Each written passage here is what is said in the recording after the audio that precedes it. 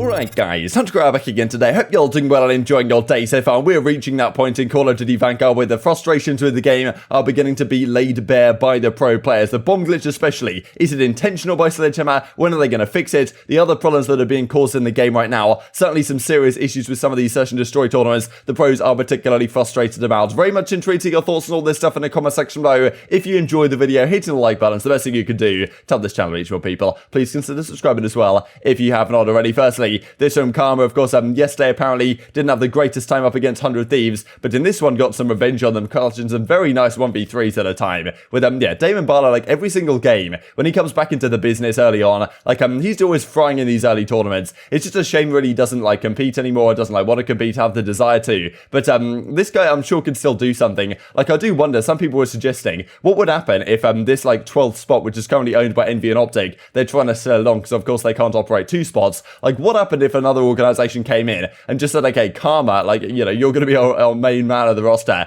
just build a team. Like, could it compete, right? You have to wonder whether, you know, of course, Karma, I think, retired at a sensible time, but there certainly were some players in COD history that probably retired before they were, you know, done competing, at least in terms of their ability. They still could have stuck around for another couple of years. If the opportunities aren't there, that, of course, is one thing, but Karma is one of those guys that every single year when the game comes out, he's doing really well these early online tournaments, and, well, this clearly Vanguard, no exception to that situation. This from Octane as well, just you saw some nice clutches there from Karma. The entire season is going to be filled with some absolute world-star clutches. The time to kill a movement is about to have the timeline bumping. That is very true. I remember back in Black Ops 4, when, like, legitimately, the bomb would go down on one site, it was a 1v2, the guy would just jump off the map and take the L. Because the problem was, like, in a 1v2 situation, if you played it correctly, there was no way you ever lose that in Black Ops 4. Because you can just shoulder peek everything, you've got the stim shot, 150 health, it was so difficult to even get into a clutch. Now you can gun one guy very quickly indeed before he can even react, and then, like, you can clutch the 1v2 or the 1v3 or the 1v4, as we have seen plenty of times already. Exciting stuff, I think, for this year as a fan. Another exciting thing I did want to mention real quick, is we touched on this yesterday, but this is a remarkable screenshot really from this match that happened in this $20,000 Code Red tourney between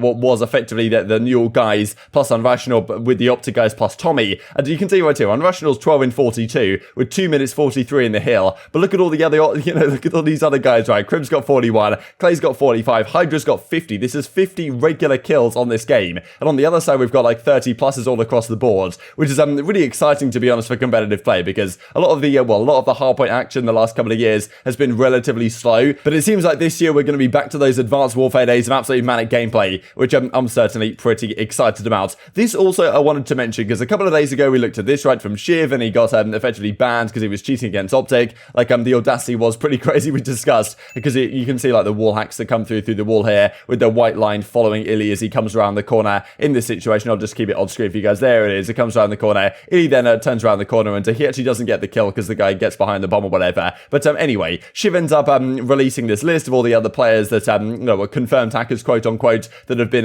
causing issues between Cold War. Now, some of these apparently some people say weren't hacking, some people say yeah, they look pretty dodgy. Now, of course, a lot of these guys have won tournaments the last either couple of weeks or even back further than that. So the question has been from a guy like Clayster, like, firstly, this from Dashy I thought was kind of funny. Shiv pack in indifferent right now. Definitely some interesting reactions to this on the timeline. But I mean, Clayster tweets this out. Is that list even close to correct? If it is close to correct, I've lost hundreds, if not thousands of dollars worth of prize money from some of those players. Is the anti-cheat going to be a multiplayer too, which apparently is coming? Now, this is probably like some sort of automated response tweet or something. But I mean, whatever the case may be, this like law office gets in reply to Clayster and says, like, you know, if you're interested in pursuing these monetary injuries, like, you know, you'd be in a position to be compensated or whatever, then, like, you know, let us know and we'll get the job done. Because if these guys are actually cheating, then, like, you know, could a lawyer come through to these like game battles tournaments and say, well, look, that guy cheated my client out of the cash or whatever, and therefore, like, you know, you got to give it back to him or whatever the case might be. It'd be quite interesting, to be honest, to set some sort of example here, because as Clay says, guys, should I pursue action, right? Should I pursue action against these cheaters and say, well, actually, this guy who was then proved to be cheating beat me in this tournament, therefore the money should actually be mine or whatever. Like, obviously you could go back so far in this and, you know, were they cheating in that tournament specifically? Like, it's always tough to say. Like, if there was a previous tournament, for example, that same guy played in that then beat these guys or, you know, took out pro players, because Method's just talking about it, the fact that he lost to these guys or got reverse swept by Shiv and Co.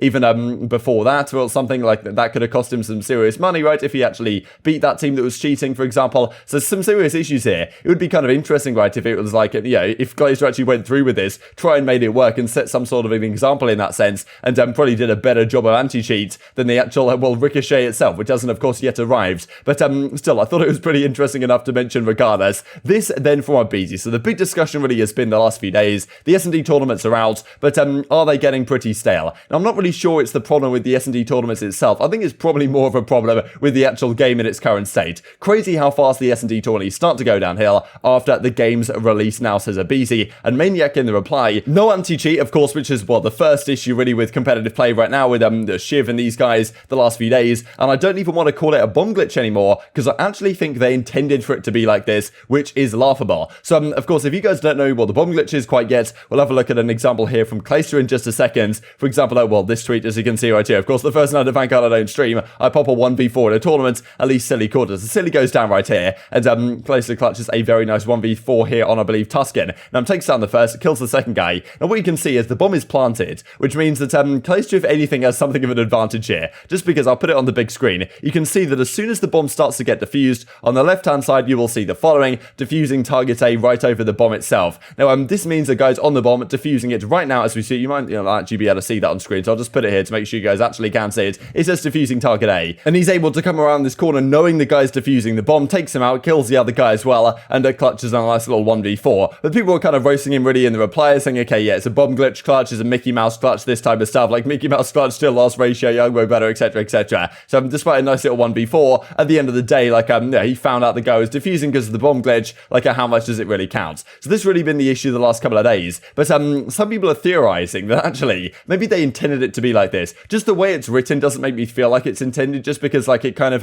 it says defusing, or it says, like, defend or whatever, and then the defusing a bomb or whatever that it says is kind of overlaid on top of that, so it doesn't seem intentional to me. But maybe they intended it to be like this. I don't know why they would intend it to be like this, but still, the bomb glitch, when are they fixing it, says Dashy, because this is obviously causing some serious issues right now. And for some reason, no real update as of yet on what's happening on that front. So I guess we'll have to, stay tuned for that one. But Sunshine Reference said, like, okay, a hotfix is coming out for this update, because, you'd have thought a couple of days in, this is a pretty major issue with Search and Destroy. It's kind of ruining the game to some degree, and I'm sure the pros feel that way as well, to be honest. They imagine it's going to get fixed at some point, but for whatever reason, no update has come through as of yet. Now, let's talk about GAs then. So earlier today we discussed our Sniper's going to go. These are some of the things that the European scene has already GA'd. Effective immediately, Frenzy is gone, Vital is gone. So these are kind of like the perks or proficiencies, whatever they called on it. So a lot of people have been saying that these ones in particular have been causing issues. The damage mags, of course, are gone, which a lot of the pro players aren't particularly happy to use anyway. The sub barrel, the VDD 189mm sub barrel apparently is too strong, and hollow pointers out of there as well, which I think might be one of those ammunitions, or maybe I'm wrong on that. I'm not 100% sure, but these are the things that seem to be GA'd at the present time, at least in the European side. I'm sure this list is going to get seriously long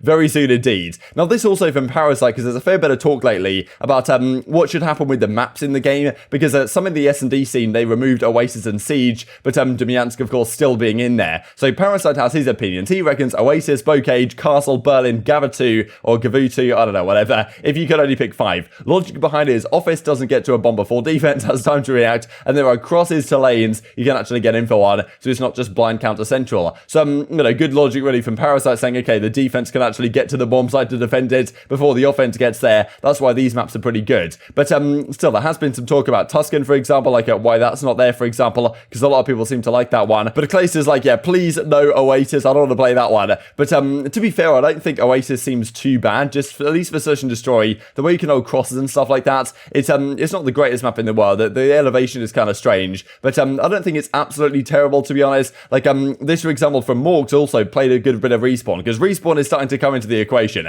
Players have stopped playing these Search and Destroy tourneys, not stopped playing them, but obviously the frustrations are coming through, so started to play a bit of Respawn. Now Morgs reckons the map should be Berlin, Tuscan, Gavatu, Desert Siege, and Bocage, so definitely seems not too unreasonable to me. We got to find something else for Berlin, says Clayster. So definitely some opinions on what he thinks the map set should be for this upcoming season. I guess we'll see how it develops. But yeah, all these maps they released in the game, there's a few of them that are good, but we're not spoiled for choice, let's say, in some of these maps we got this year. I don't necessarily think. These are Parasite's opinions on some of the issues in the game. Offensive spawns need to be pushed back for most SnD maps. Perks need to work, they randomly don't in some games. All damage enhancing attachments, proficiencies, and kits should be banned competitively. Damage range is fine. Destructible walls should be turned off, he reckons. So there's kind of some of the things, like some other examples as well that Parasite gives, but definitely some thoughts right now on how this game might develop from the competitive perspective. competitive. I wouldn't be surprised if people listen to Parasite. I even saw somewhere that he was like making some classes for like USA Today or like Morning News or something,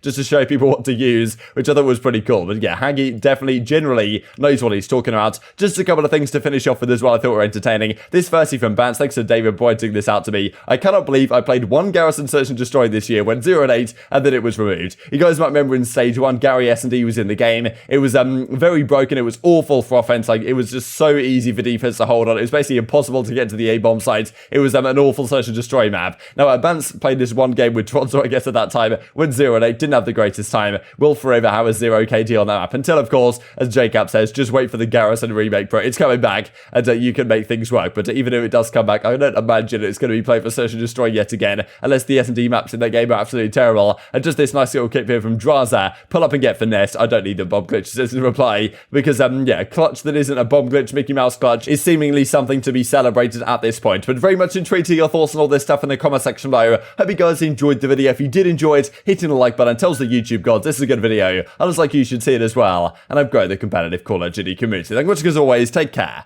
and I will see you next time.